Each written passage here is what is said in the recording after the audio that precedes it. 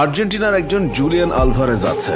মেসির শেষ সময়ে মেসির জায়গায় আর্জেন্টিনা আলভারেজকে পেয়েছে। বয়স মাত্র 24, তবে এমন কোন ট্রফি নেই যেটা জিততে বাকি আছে। আর্জেন্টিনার ম্যাচ মানেই আলভারেজের গোল আর মাকড়সা হয়ে উদযাপন। ছোটবেলায় যখন ভাই আর পাড়ার বাচ্চাদের সঙ্গে খেলতেন, তখন আলভারেজের কাছ থেকে কেউ বল কেড়ে নিতে পারত না। সেজন্যই বড় ভাই দুষ্টুমি করে নাম দিয়েছিলেন মাকড়সা। সেই নামটাই স্থায়ী হয়ে গেছে আর্জেন্টিনার এই ফরওয়ার্ডের। তখন এই নামে কেউ ডাকলে আলভারেজ রেগে যেতেন, তবে এখন আর মাকড়সা বলে ডাকলে রাগ করেন না, বরং স্পাইডারম্যানের মতো উদযাপন করাটাই তার পছন্দ। প্রতিপক্ষের রক্ষণ যখন মেসি বা ম্যাক অ্যালিস্টারকে নিয়ে ব্যস্ত থাকে, আলভারেজ তখন জ্বলে ওঠেন। তাকে সবাই চিনেছে 2022 সালের কাতার বিশ্বকাপ থেকে। ক্রোয়েশিয়ার বিপক্ষে মাঝমাঠ থেকে বল টেনে নেট পর্যন্ত নিয়ে যাওয়া আর্জেন্টিনাকে নস্টালজিক করে তোলে। একই ঘটনা তারা দেখেছিল সেই 86-তে। দিয়েগো ম্যারাডোনার সেই গোলটি এখনো the goal of the century হিসেবে খ্যাত। আলভারেজ হয়তো ম্যারাডোনার মতো 5-6 জনকে কাটিয়ে নেননি, কিন্তু বেশ ভালোভাবে চিনিয়েছেন নিজের সহজাত প্রতিভা। ছোটবেলা থেকে মেসিকে আদর্শ মানেন আলভারেজ।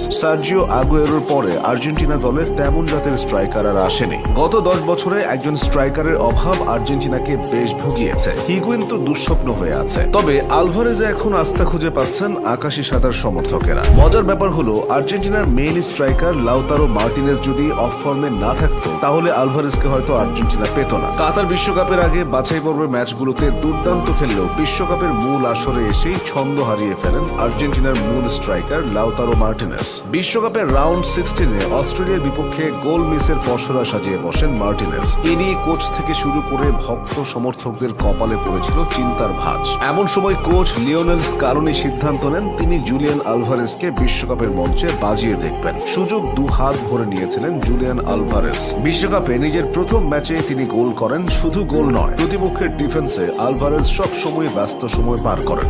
বয়স আর পজিশনের কারণে লিওনেল মেসি আগের মতো হাই প্রেসিং ফুটবল খেলতে পারেন না। আলভারেজ যেন মেসির অভাব বুঝতেই দেন না। বিপক্ষ দলের রক্ষণে তিনি দারুণ সচেতন, যেন দম ফেলবার সুযোগও দেন না। গোল করতে আলভারেজের জন্য ডিবক্সের ভেতর বা বাইরে সামান্য একটু জায়গায় যথেষ্ট। আলভারেজকে মেসির প্রতিবেশী বলা যায়। মেসির জন্মস্থান রোজারিও থেকে আলভারেজের বাড়ি 350 কিলোমিটার দূরে। ছেলেবেলা থেকেই তিনি হাসি খুশি স্বভাবের, প্রাণবন্ত।